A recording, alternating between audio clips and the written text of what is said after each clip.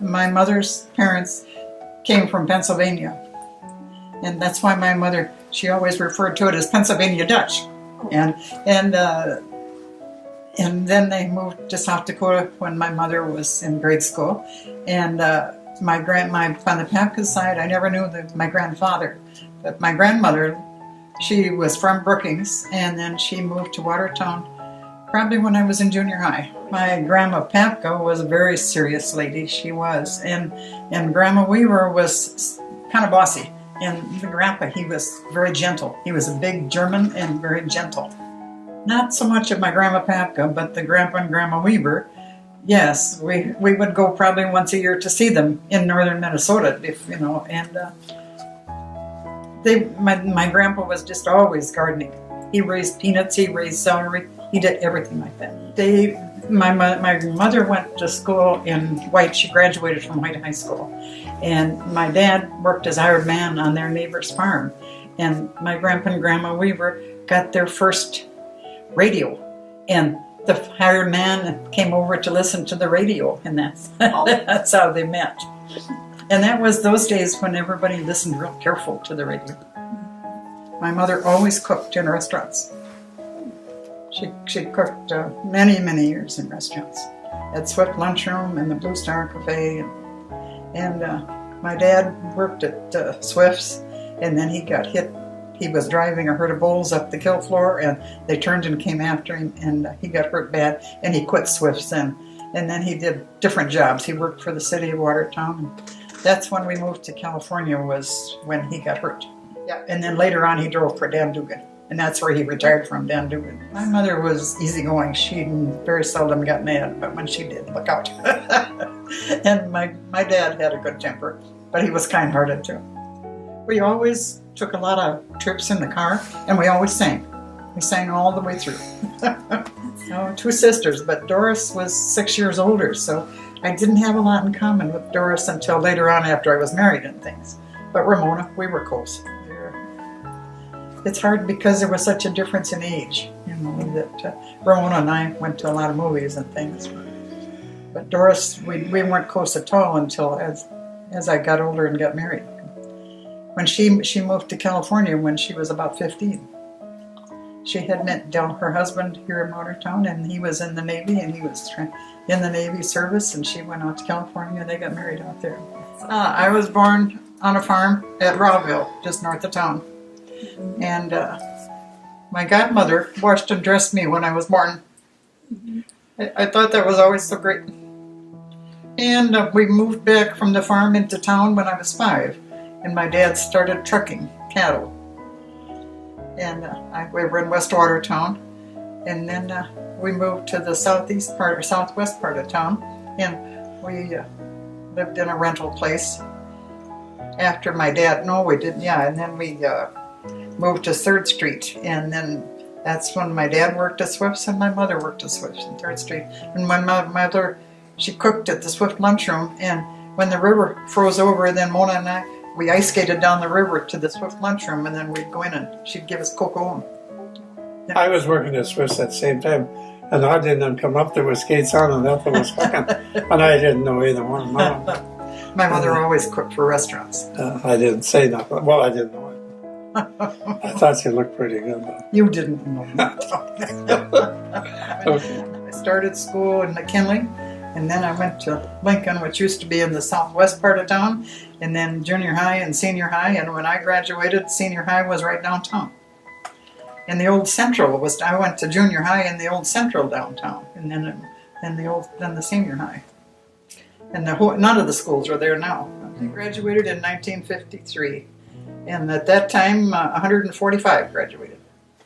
Not especially. Mona and I went ice skating and things out West Watertown and things, but she and I went to a lot of movies, I think, and we went to all Roy Rogers, Gene Autry, and then we got to musicals. We liked musicals.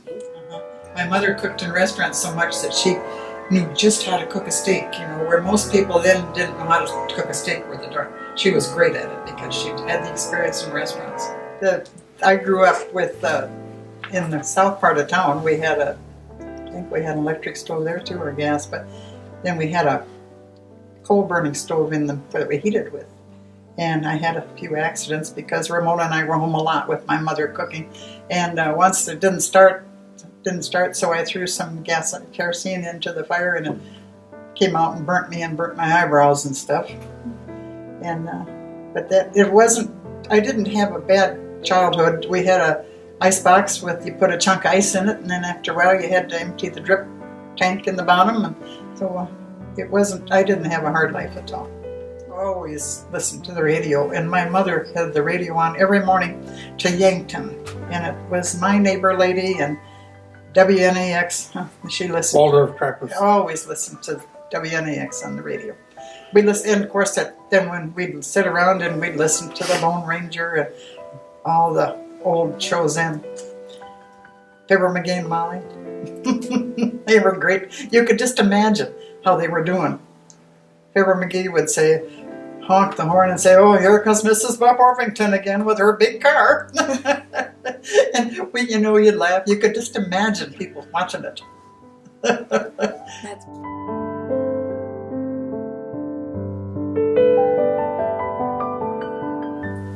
I'm John Luken. I was called Bud for 2 years. And my mother wanted Vern, and my dad wanted Richard. So after 2 years, it didn't get confirmed right away. Got but I got baptized. Then I was called Vern. And I was Bud until I got in business. And then I put myself to Vern just for a business deal. So. And that's how I got my name. My dad came from Germany in 1892 at 2 years old. And my mother's dad came from Norway when he was 14 years old. And my dad married a German lady, and they had like 10 boys and 1 girl. They had 3 girls. And but that was my dad's folks. My mother's side, they're all married at Henry, but my mother's folks, her mother died when my mother was 13 years old, and they had 4 children. And my mother took care of them. And when she was 13 years old, her dad took off and went to Washington for 2 weeks in the middle of the winter. And some neighbors, they had meat on the porch. Some neighbors stole the meat, all their meat, and she was just taking care of the kids. So anyway, she had a really tough life, that young lady. And it didn't get a hell of a lot better. Because after she got married to my dad, we had 10 kids. Dad knew her from Hazel, and they went to Minnesota. And so I guess Dad went over to see her mom, but they was writing letters back and forth. Then they were going to get married. And so Dad said I got over there, and her mother was, her dad was on her in hell. He said she was sitting in the big chair, and he said I sat down there, and her dad said, "No fooling around over there." And they were getting married tomorrow. Might want to know that the asthma part came from his grandma had asthma. His grandma Luken had asthma. My dad had some, and I got some. But you said your earliest memory of your grandpa and grandma was in Hazel, and your grandma would wheeze. Would what? Your grandma Luken would wheeze. Oh yeah. But they lived pretty long. They did. But that's where the asthma came from, was from her. Elsie and Herman was after me, but we had 2 passed away. One it was me, Lois, Raymond, Elnora, and Eunice. And Eunice was at 2 years old, and Mother was sick, and she fell in the horse lake and drowned it. And so then that was Donna, and then me, Elsie, and Herman.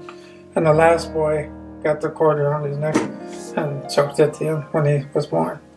So that's about all of the family. Yeah, and my mom was sick a lot. She had gallstones and 10 kids, and And she had what she had varicose veins. She'd get sores on her legs. I mean, like 2 inches around. There was a whole back of her calf that had 4 or 5 holes in it. But anyway, she did good, and she was tough. She had definitely control of the house. There's not any doubt. If she told you to do something, you better be doing it. You can't say, it's not my turn. It is. It's your turn when she says so. So, but we had a very good husband. Very good. Oh, he was easy going. Yeah, all easy going. Never mad at us or nothing. Just if you didn't do it, he'd do it. He was just really a good dad. Kind of a jokester. Yeah, he had a little bit of me in him, but other than that, Dad, I got one spanking in my whole life, and that's when me and Donna was going to go to Watertown. We went about once every 6 months, and I had a rubber boat, and I was going to give Donna a ride in the doggone boat before we went. So anyway, we went out, and somewhere or another we hit a twig in there, and the goddamn boat sank, and we were all dressed up for going to town, but Mom met us about halfway up to the house. She got a branch off the tree, because I was running as fast as I could run, but she got a few good licks in there. But anyway, and we didn't go to town either, Mom and them went. We missed a hell of a trip. Because going to Watertown from there was 20 miles to town. But I think probably from the time I was on the farm, other until I was 15 years old, I probably went to Watertown 3 times. And we'd go to Henry's sometimes on Saturday night, maybe 3 times a year. And I played ball all the time, and later I got a scooter, and me and Herman went on that continuously. I mean, no matter where we went, Herman was on it with me, and when I was ready to go, he was standing by the scooter. Well, Dad, you seen Dad on the scooter. I brought it home from Watertown that day, and I'll tell you a little bit about it before I started.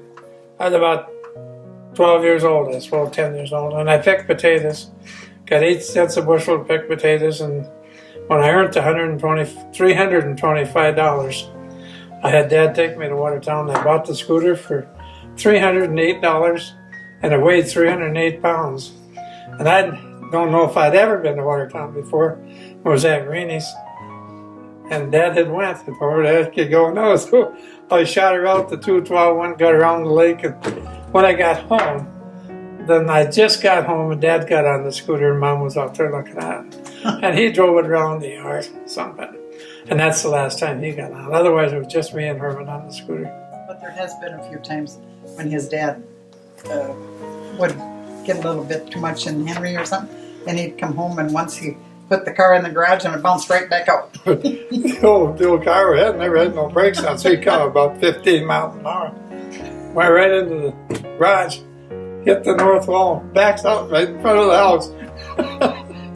About that time Mom was out there, she'd get a little huffy if he drank. Oh, yeah. I was born south of Henry, about 6 miles, and we lived there about 3 years, and then we moved on Retz's farm, north of Henry, 6 miles north. And then Dad bought a farm 1.5 miles northeast of that, and that was 6 miles north of Henry, 2 east, and a half north. And that's the first I can remember, and it was in 1936. And I was born in 1931, so I was pretty small. But I could remember the snowbank 20 feet deep in the middle of the yard. And we was up in the hay mound, whatever, so it was new for us. Of course, us kids was working the house over stained glasses and 4 bedrooms. It was a nice big house. Elevator, granary, and a big barn, and a big machine shed. And really, Dad bought the house. It was on the farm for $6,000. It was 320 acres, and it had an elevator, granary, had a big 3-story house, a big barn, hog house, hen house, and it was only $6,000 at that time. But it was all that anybody could buy, but it was completely fenced. And So, but that was in 1936, so things wasn't worth very much. Now that farm would probably bring $1 million more.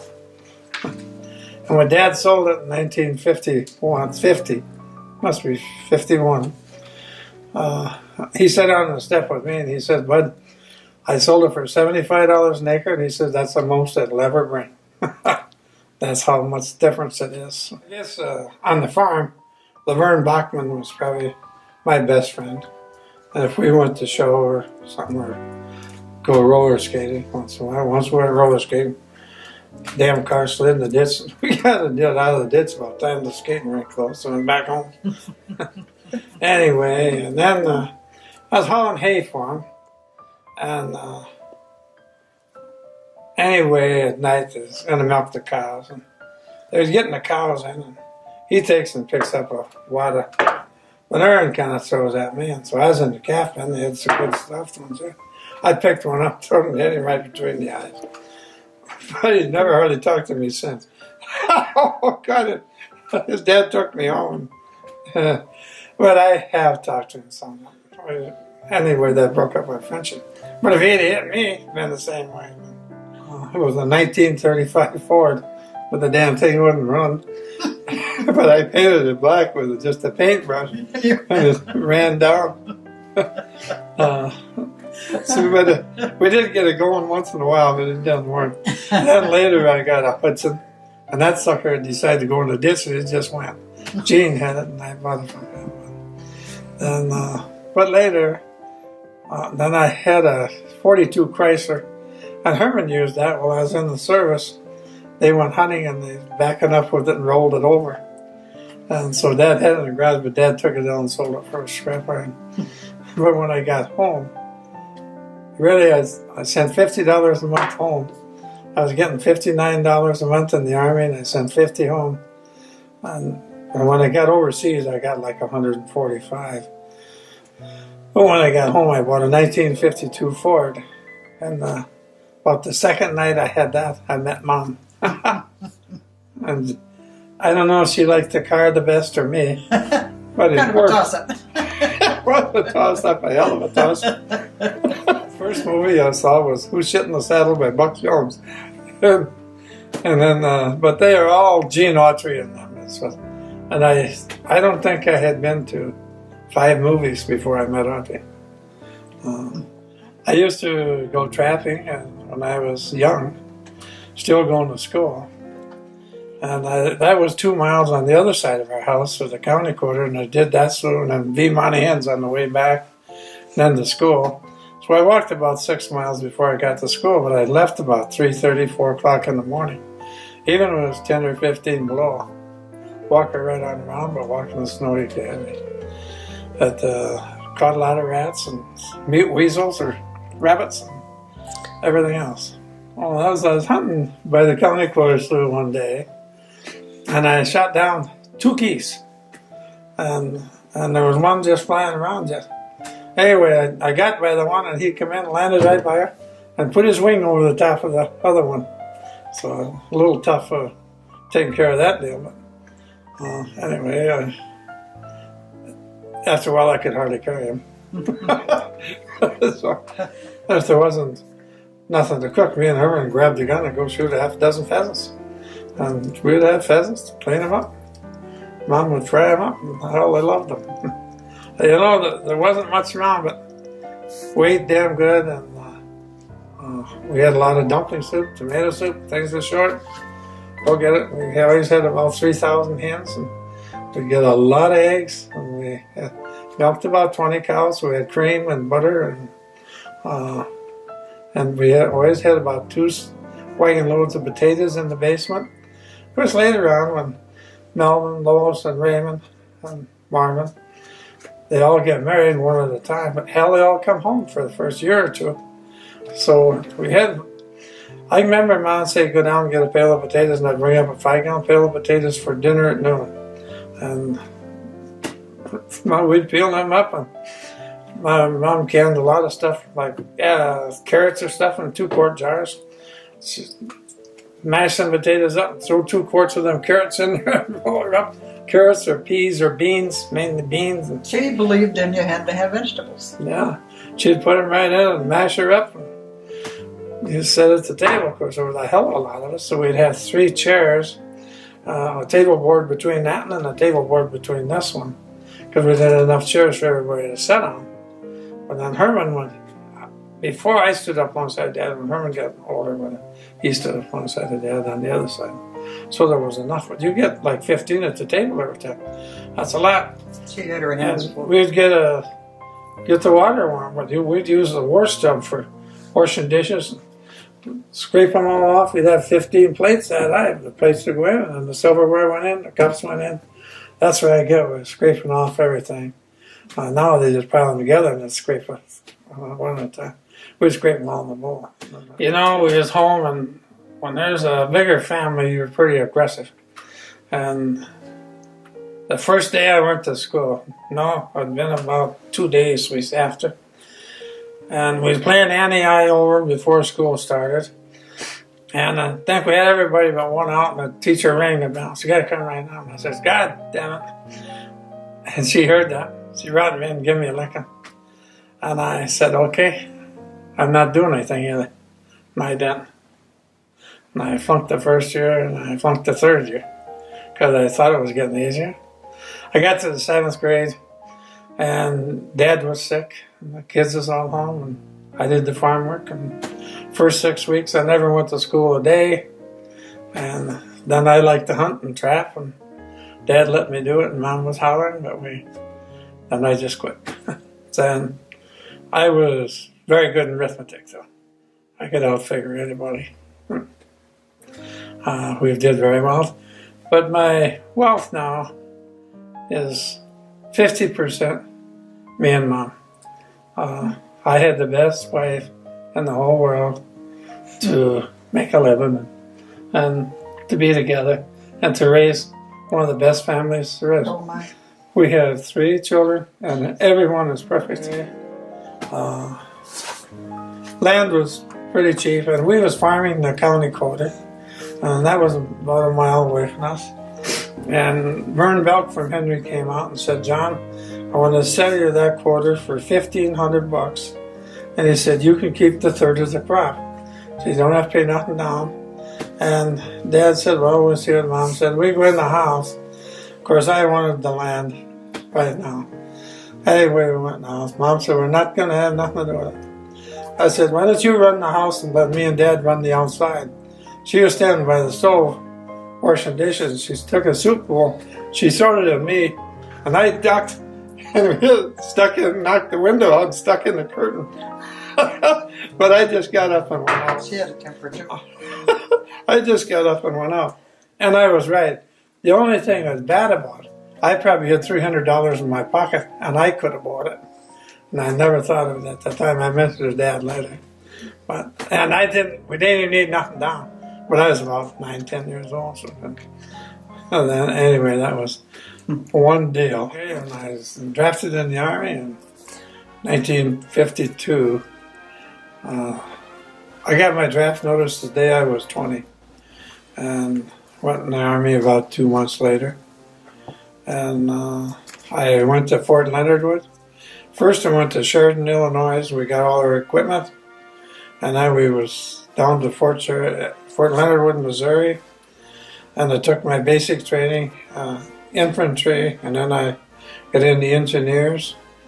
And then my dad got sick and had a heart attack.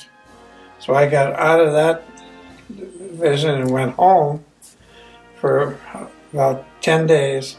When I come back, they put me in a different area. So I finished my basic there, and then we got a leave to go home. I stayed home for 2 weeks, and then we went to Colorado. And then we took trains from there to Denver, and troop train on out to Oakland, and got on the ship. And the third day, the sun came up in the east, so we knew we went around. So we stopped at the Panama Canal. So we couldn't get through there. They were lined up, and we waited 3 days. And one night, it was pretty warm, and I grabbed somebody else's pillow. No, I didn't. I took my pillow up and had this ship was just furring along, and the damn thing soot come down, and I woke up in the morning. I looked like a Negro. The pillow was just as black. So I went down and traded pillows with somebody and got worse up.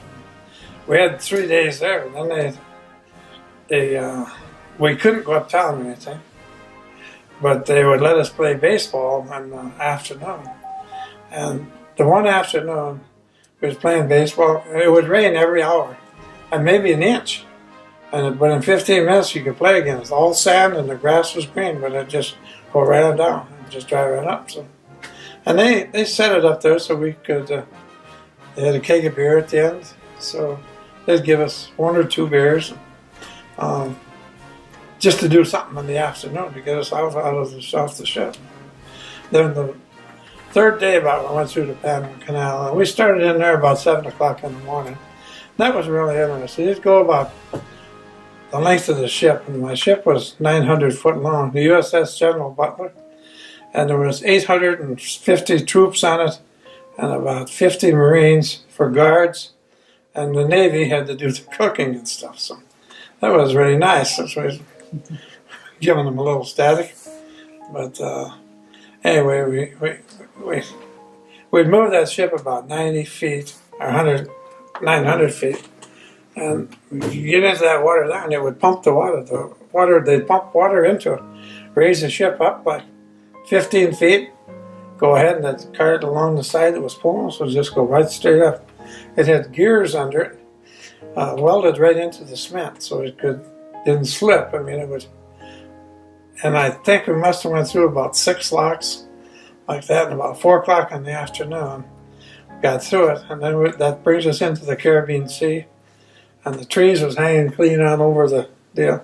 You could see the bananas and stuff on the trees. Anyway, we got through that, and we had been there like 5 days, and they going through the ship. And when we got through, we got about an hour out, and they started throwing boxes out the back.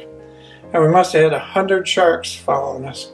And a box would hit, and they'd just take that box, grab it, and either side of the box, I think, tin cans and all. Bet that they throwed out 200 boxes full of stuff, but they would just grab it. Nothing got to the bottom, I don't think. Them sharks were hungry. If you had ever fell off there, it wouldn't last 30 seconds. And then coming home, we had a hurricane, and I left in Bremerhaven.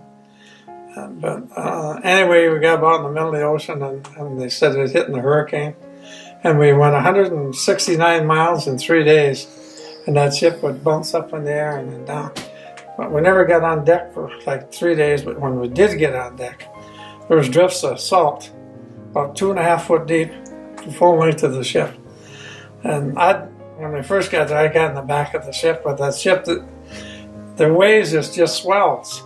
And the swells are probably 50 foot deep. So the front of that ship would go in, if you was on the back of it, you was maybe 100 feet in the air, water would be way up. So you get out and come the other way, you're way below the water. So it's really something that, and I love them. But we got on, we went in Watertown, and then we went to Kansas City. We had another physical there. And then they put us on troop train and took us to Chicago. And of course I was dead ass, didn't know nothing about the city. Anyway, that train was underground, and they had cabs in. About 5 of us getting these cabs. The cab drove around and ran up on top and came out on one of the streets in Chicago. A train was going right through the top, you know. So, holy hell. When we was heading for Fort Sheridan, Illinois. We was there about 4 days, and then we went to Fort Leonard Wood, Missouri. But I took 16 weeks of training there. And it was tough training.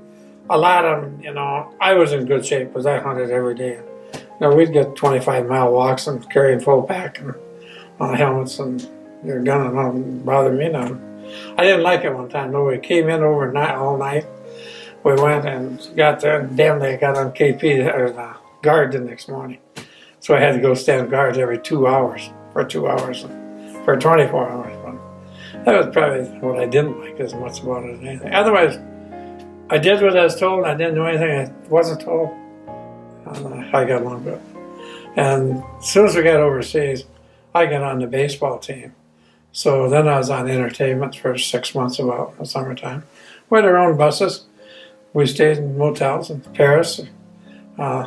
We ate in restaurants.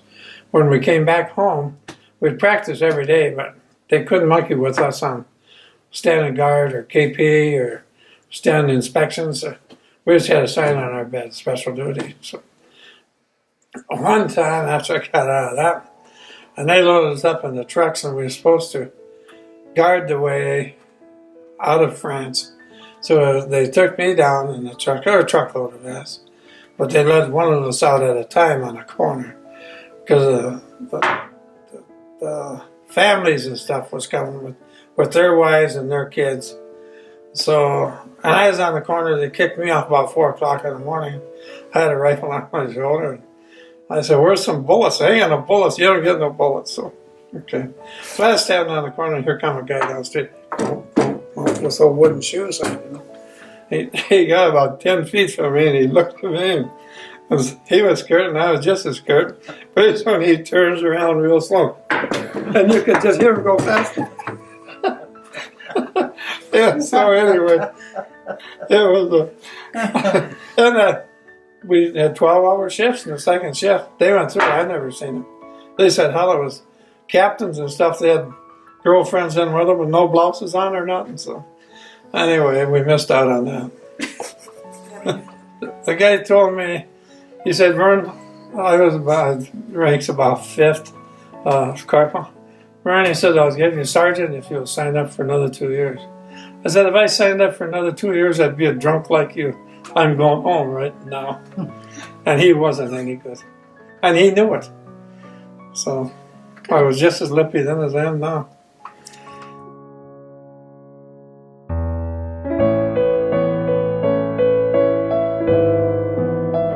I went to the dance the first night I got home. Casino ballroom. Yeah, casino ballroom. Later we owned it. But anyway, Audrey was sitting on the recitation seat, I'd call it, on the front there, and she was the 4th one down the line. So I went over and I said, "Do you want to dance?" And she said, "Yeah." So we danced about 4 or 5 times. And that time I hadn't asked her to take her home yet when dance is over. So I went on and I said, she was just putting her coats on. I said, "Can I take you home?" Well, she said, "I got 3 girls with me." I got my own car. Yeah, I said, she says she's got her own car and she's taking me home. I said, "Can I follow you home then?" "Yeah, that'd be fine." So I followed her home part way, but anyway, I got too close to her on the way home. I pushed her through a stoplight. Anyway, so got her to her house, dumped the car off, and we talked real nice. And I thought she was a very nice girl. And what do you think? You like her? She was built very well. And she was... We both like to dance. Yeah, we both danced. I had a 41 Ford that my dad bought. Mona and it was mine and Mona's together. Boy, he was tall and handsome. Oh, yeah. Good dancer. Oh yeah, he's a sweet talker. He still is. I was wondering what in the hell I was going to do when I got there. If Ethel would have come to the door and said, "Who are you looking for?" I'd have said, "I don't know. Line them up." I was going to tell her. I couldn't remember names no way anyway. And I'd never heard of Audrey in my whole life. So, anyway, just got in the house. Here, Audrey come out of the bathroom, went around towards the bedroom. I knew I was at the right place. Oh, I knew I was at the right place, but I couldn't remember her name. About the 3rd date, I knew what it was. And then, of course, you didn't go out to eat then, so you know you might go out and have a hamburger, but otherwise nobody went out to eat.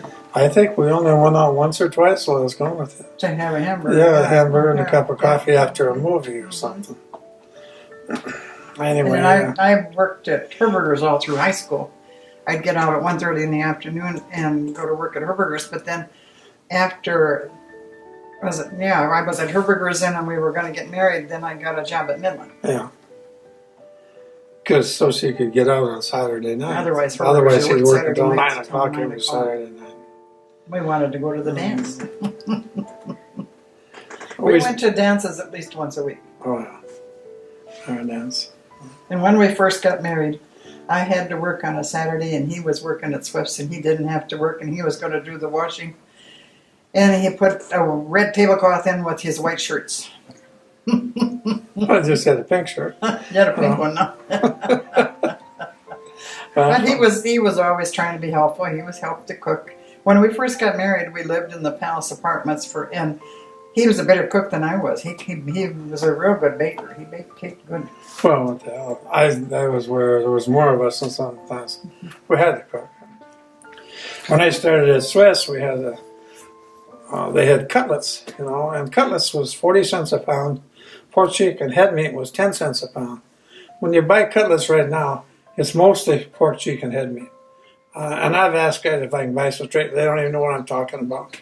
But I was on the head table at the hog kill, and I took cutlets off, and it's a piece of meat about like that.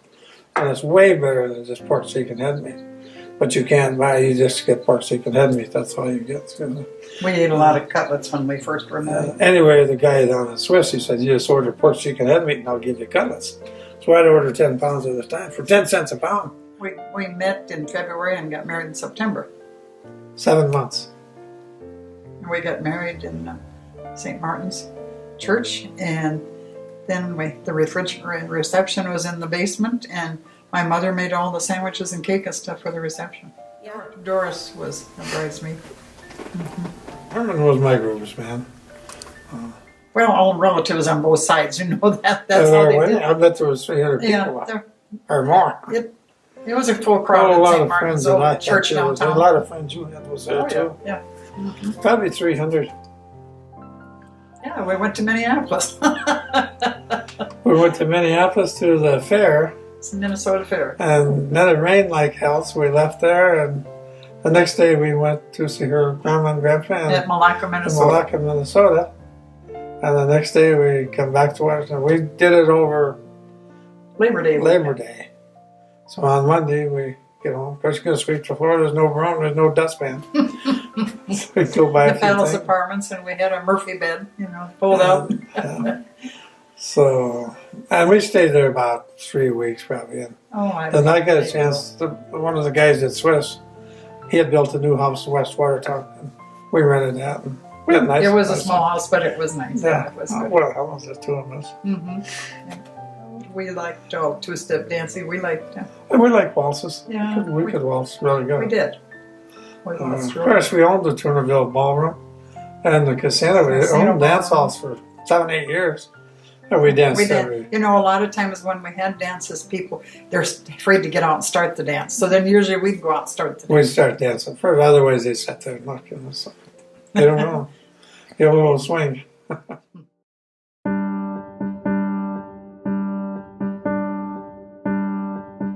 Doris and I had too much to drink one night, and we were at the Rainbow Room, not the Rainbow Room, just at Stony Point. And yeah, he was at Stony Point. Yeah. And her and I did dance on the tables. Anyway, and that's when we found out that Audrey was pregnant with Suzanne. I got sicker than Because she got sicker than that. We had company coming. And we had company coming the next day for Thanksgiving dinner. Grandpa fixed the dinner. Fixed turkey and the whole turkey dressing. And I was sick. But about noon you got out. Yeah. And we decided there was something else wrong. But then that's how every time I looked at eggs in a frying pan, I was sick to my stomach. I couldn't stand to look at eggs. That's where Mike gets. Of course, he sneezes in the eggs. That was back when they all were home. And every time I'd pepper the eggs, I'd sneeze, and Mike says, "Oh, sneezed in the eggs again." And then Sue wouldn't eat them. He was a tease, constantly a tease. I did one night. We went to a New Year's Eve party, and he had worked at Swift's, and he was tired and he drank too much. And we got home and at the farm, and I couldn't get him awake. I absolutely couldn't. That was the baddest deal we ever couldn't get him awake, and so I let him stay in the car, and I opened all the doors hoping that he'd get cold and come in the house, but he just kept getting colder and colder. But I did wake up and come in, but I could have died.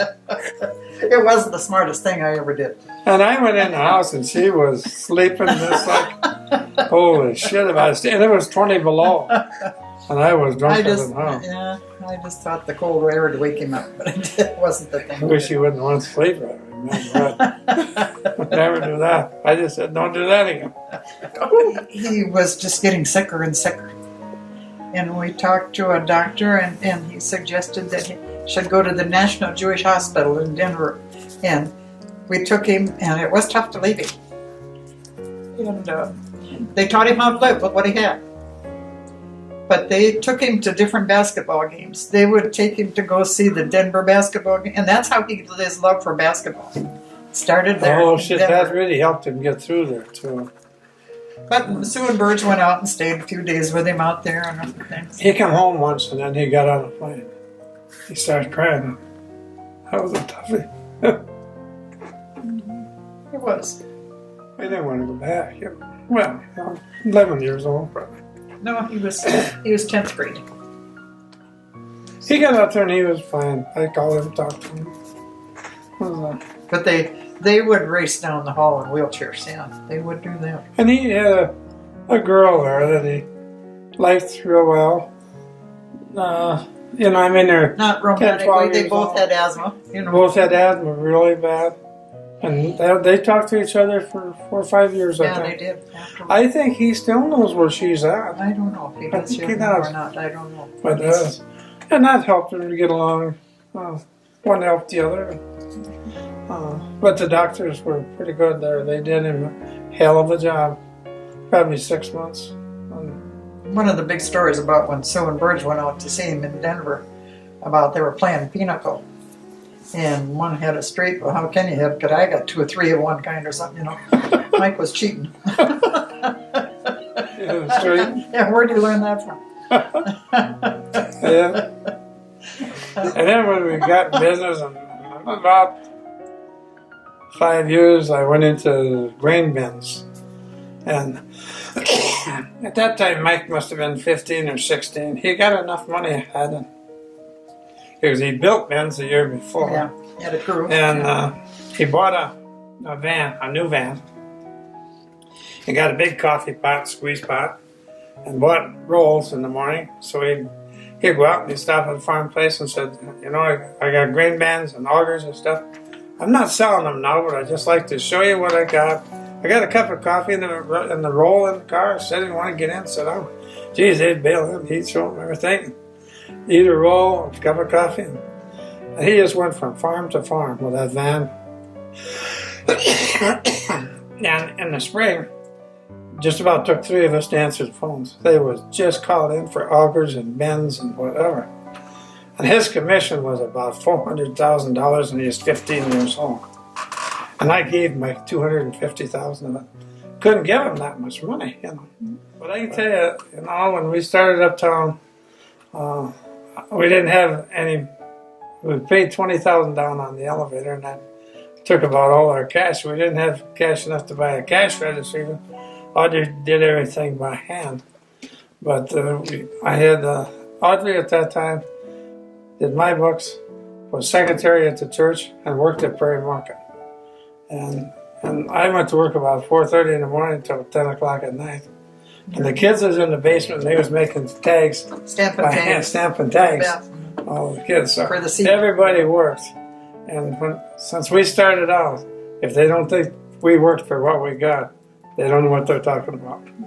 Because we really did. Mike got to selling plastic bags. Yeah, that was a good Yeah. job for him. And so then he got And then to we get follow into what the- doing with it. And then they hired the neighbor kids. Mike hired the neighbor kids to sell the bags for him. He was Yeah, an entrepreneur then already. He was a broker. Paul loved to catch night crawlers. And he had them in this tub. Oh, he with- was selling night Yeah, crawlers too. he had this tub in the garage and dirt and full of night crawlers. He went fishing, and he had a sign out, night crawlers for sale. Grandma was digging in the dirt for the night crawlers. Pretty soon I told Grandpa we're going to get rid of that tub of dirt right now. He took it over across the street and dumped it in the neighbor's yard. Oh, geez, hell. But Paul had a couple of close calls in Peterborough that he stepped on a needle, and then they were playing jarts, and he got a jart in his back, and once he locked himself in the bathroom, about 5 years old or maybe, couldn't unlock it to get out again. and Sue was babysitting. We were gone to eat. And Sue went across the street to the neighbors, which we knew very well. And he came over and got the window off and put Sue up through the window to unlock the door. And Bud called, he worked for Hartford Insurance beside the elevator, and he was gone on a fire sale. And so I would be at the elevator loading out feed and stuff, and I had bags on a cart, and Paul pulled that cart, and if he went right through the handles, or otherwise it would have just went right through it. It would have been all that heavy. 10 bags. He would have went right between the handles. He had some close calls when he was young. I don't have any idea. Everybody liked to get together on Sunday, and it was just easy to have the dinner, and that's how it started, and it just went on for years. A lot of times when we got to the lake, they were all there on Sundays, and I'd cook a roast on the grill. Yeah. Mm-hmm. And pretty soon it just went from there. And every Sunday, they were all there. So, and Audrey took over the cooking. And, I grilled steaks and stuff sometimes. But, and now I've given it up, and it's up to Sue. Yeah. She has it most of the time now. So, and we enjoyed it. Hell, we went later, and Virgil took off east out of town and ran in the ditch. Anyway, they got out of there and called me. I said, I'll come up and get you. So, but geez, they were calling over. It was a hell of a snowstorm. Mm-hmm. I stopped once north of Vienna and walked ahead of the pickup to see how big the drift, how far it came out. But I got through and I got them, drove them back home again. So. Oh my. They're wonderful. Their kids? Ours. Oh, couldn't get no better. Mom did a wonderful job with them. And I help them more when they're older. But when they were young, Mom seen they went to church every Sunday. Mom headed the whole thing up, and the best of anybody. You give me a lot of credit here. You did do a good job. I like to pipe. I smoked cigarettes, so I didn't have air enough to light it. Then I started chewing, and I think that's what half-assed wrong with my throat now. But they smoked. One time I quit smoking. I said, "Don't you quit smoking?" Because you quit smoking, you kind of get owly. And so I quit about on Wednesday. Saturday, she came home from uptown. Bang! She threw the purse on the counter. And Jesus, I said, "You quit smoking?" Yes. Okay. And when Grandpa quit, once Mike says, "Go buy a package of cigarettes." Once in a while, I drink too much. Yeah, once in a while, Grandpa drank too much. And Mom didn't say much, but say the next morning, better not drink so much anymore. The other night again. Number 5 is too much. They're big drinks.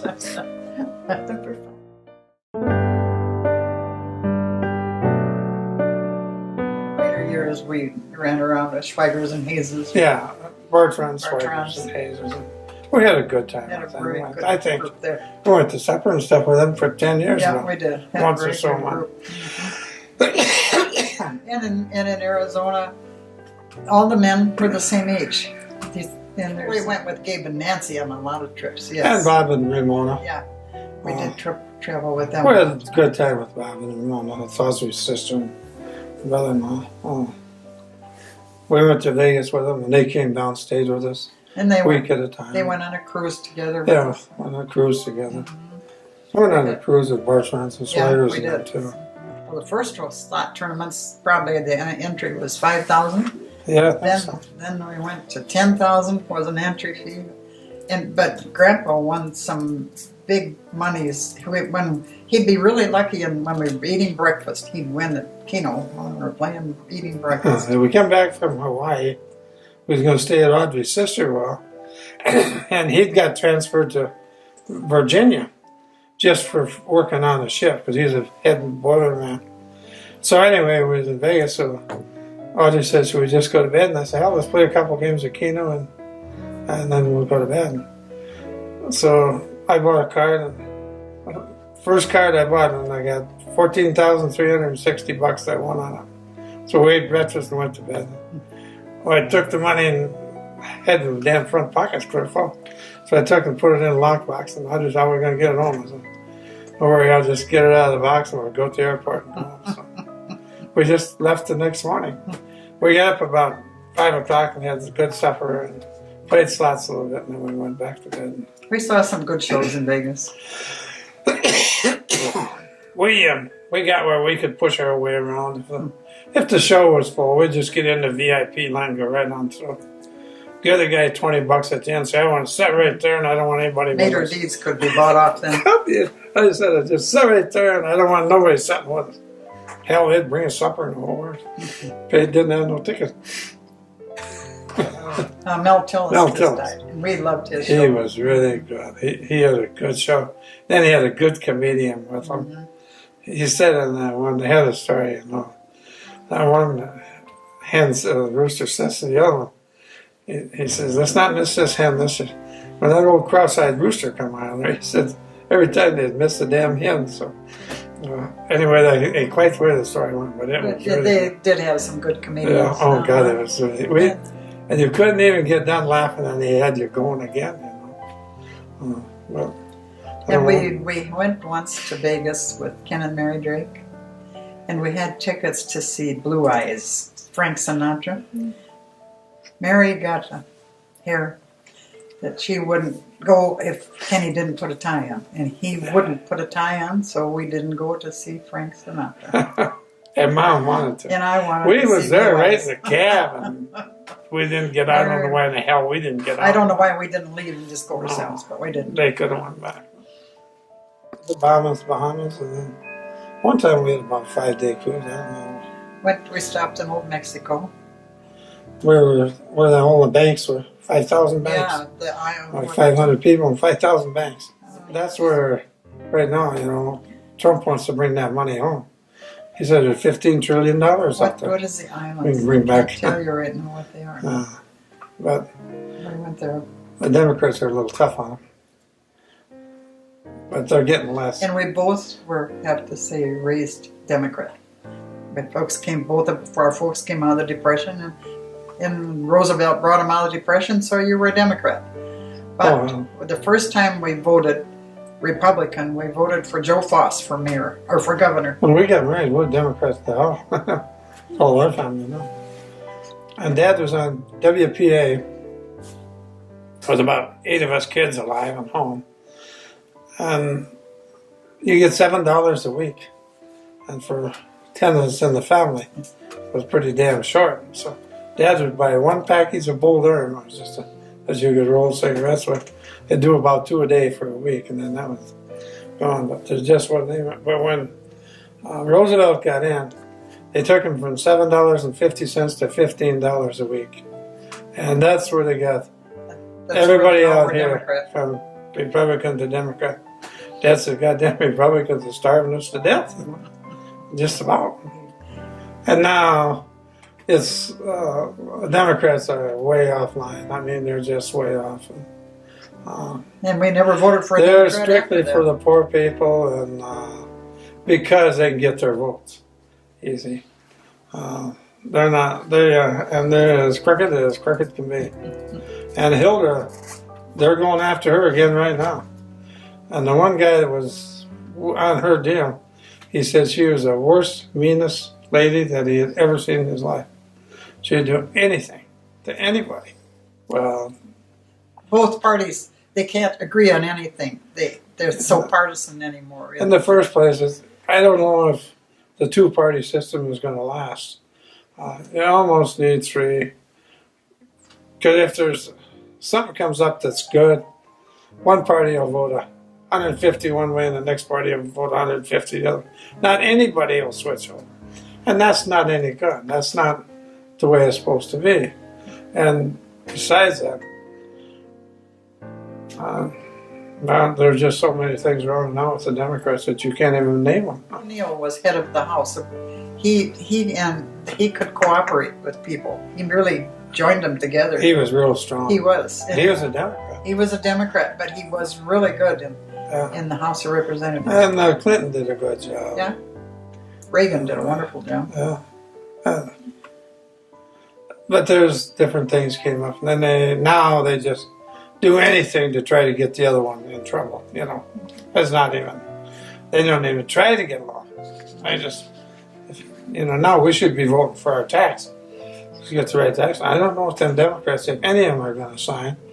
And we can't hold enough of our Republicans together to do it right either, But some of them still should be Democrats. They shouldn't even be running as a Republican. That bastard from Arizona is just terrible. John McCain. Yeah, McCain.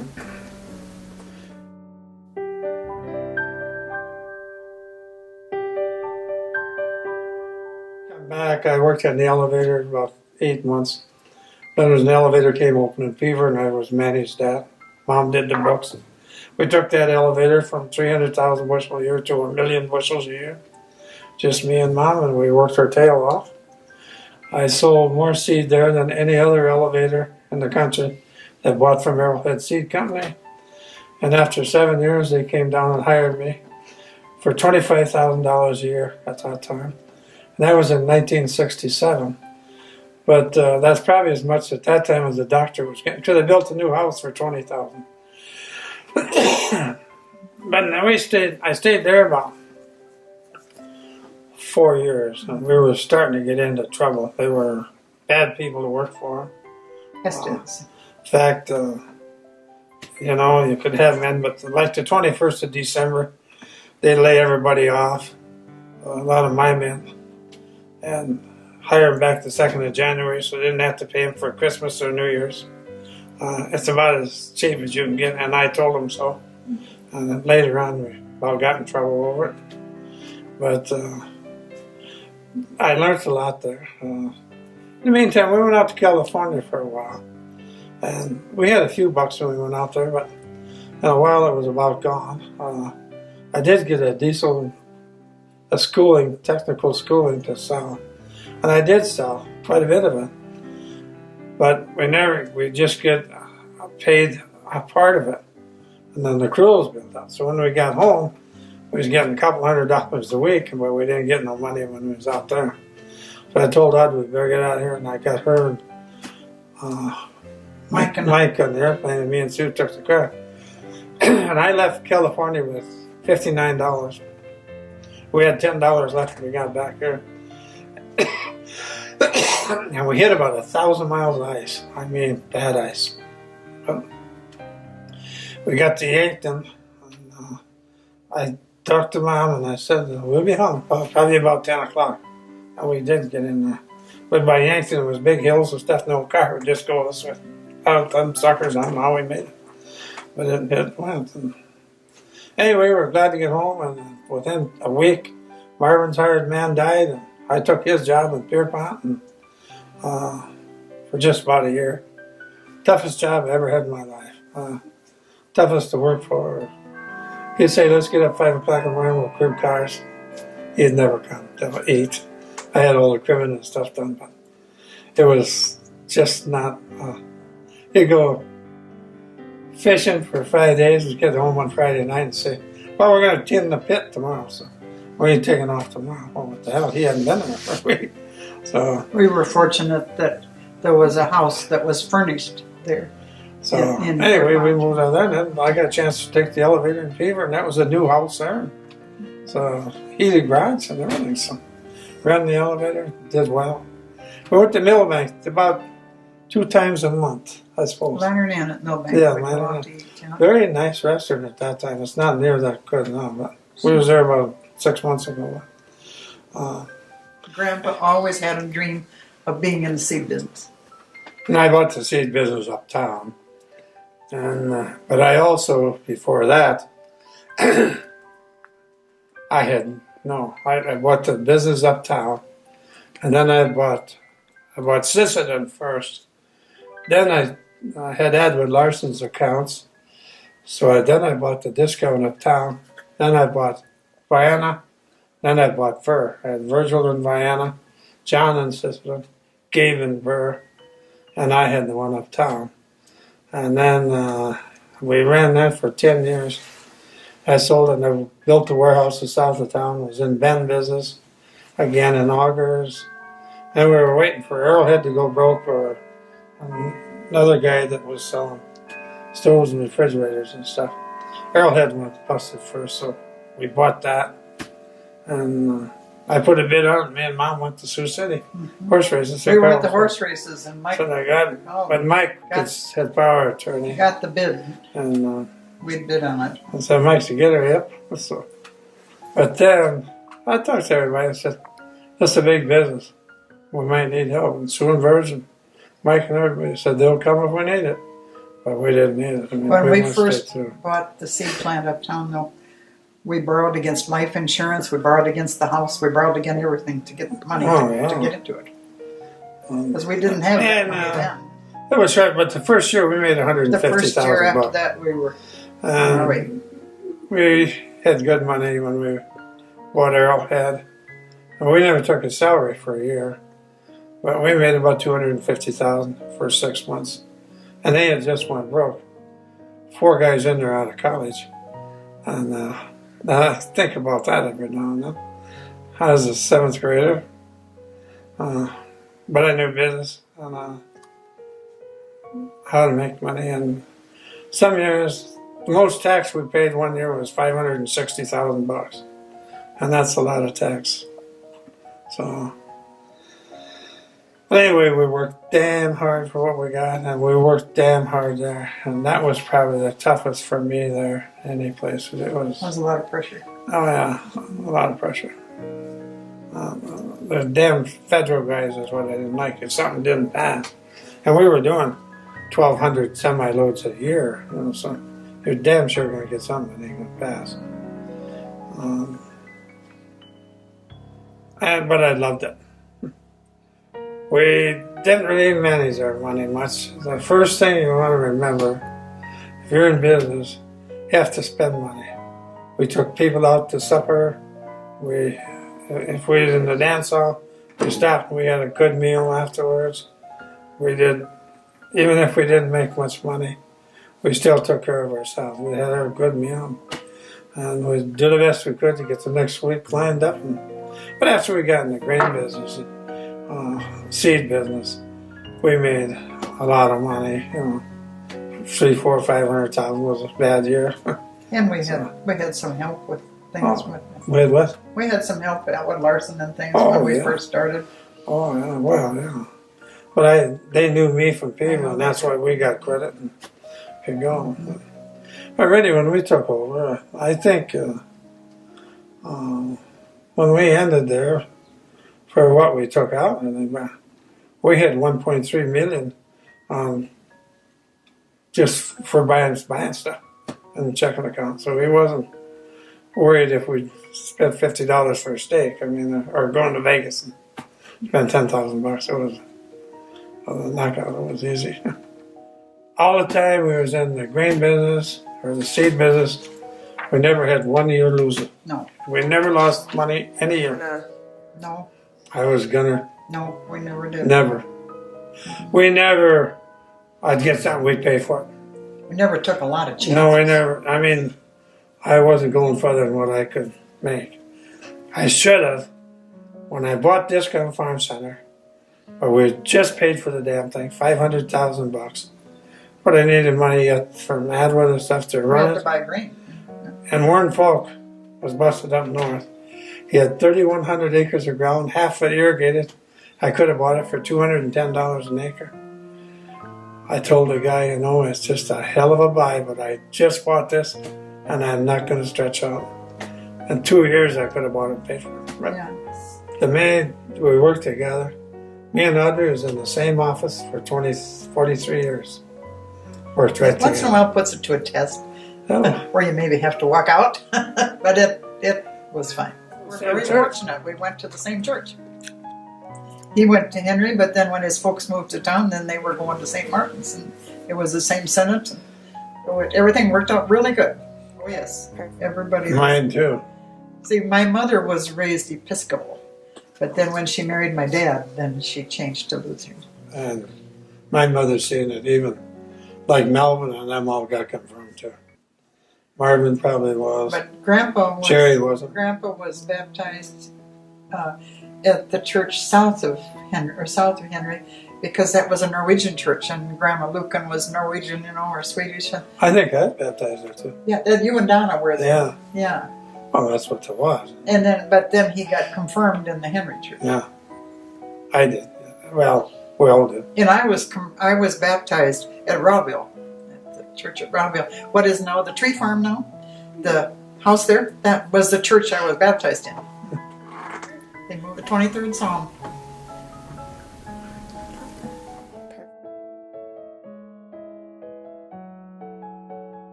Well, I don't know. I think it was a miracle that we met.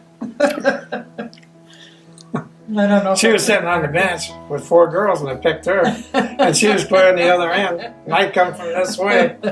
And nobody else said they wouldn't, so kind of picked the right one. She was just my size. She's about 5'9". I was 6'2". She could see right over my shoulder. And wow. Worked good. It was a good match. What's that? Do you believe in ghosts? I do. I don't. We moved off a farm once because there was ghosts in it. When you were young. Yeah. Dad said they went to Medicine Lake to a dance, come back home. Mom said the chairs were sliding up to the table. I get up, nobody there. Dad said one night, he said the pump in the porch is one of the squeaking pumps. You could just hear the squeaking of water going on the pail. Walter was, the damn snout was dry.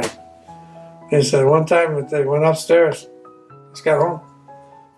Kids are all upstairs, Dad said he grabbed the shotgun after his kids was all sleeping. But then there was another farm across the road from ours. Nobody in it. We rented that and moved.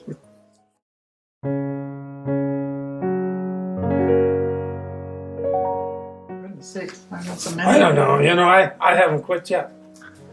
You I can't bought a say he's store, retired. apartments. And Mom comes to work about every morning yet. We have some stocks. She takes care of the income tax. I guess we just had a nice family and a Nice family. nice and wife. Good health. And We lived in nice houses. And, we have to give a lot of credit to Mayo Clinic too. uh, If we hadn't gone to Mayo, uh, it'd be she different. had cancer. They didn't even know she had anything. She said the skin was dry. And she went to a dermatologist. And they found cancer on her leg. And it was melanoma. Our worst cancer there is. They cut it out about that big around, about that deep. Give us some salve and some bandages to go home with. Holy Christ, I said, what am I supposed to do with that? He said, you got to wash it twice a day and bandage them. Wow. So we get home about a month or so and went to the doctor. Everything is perfect. Cal says, what are they going to do, a skin graft? No, they're not going to. Yeah, no, they're not going to. She said, yes, wow. He thought they were going to skin graft it, but Jesus, they'll take it too. No, that big around it was. Mm-hmm. I just took soapy water and went it down there this morning. We dab a towel on it and wrap it back up. And We've been blessed with a good life. yeah. And we never had much sickness. Mm-hmm. I've never been in the hospital. I never looked back. He's not a big believer of what happened 10 years ago. What 20 you years sold or anything ago. else. He always straight looking ahead. forward. He's always looking forward. Arrowhead was there. They had 2 days. They had 2 people working for 2 months to find out what we did the years before. Because I don't give a shit what you did the years before. Let's do it now. You know? That's the way it is. And they was boss, but I tell them. That's what it is. We did never do People that don't make any mistakes don't do anything. that. Oh my. We've been blessed. I had a wonderful life. I think half it's our marriage and our will to work and to make money. And I wouldn't change anything. Good family.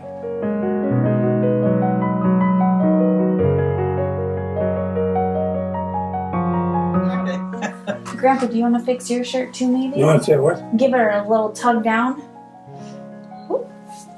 There you go. Very good. I hope that makes sense. I'm glad because my zipper was open. No, it wasn't.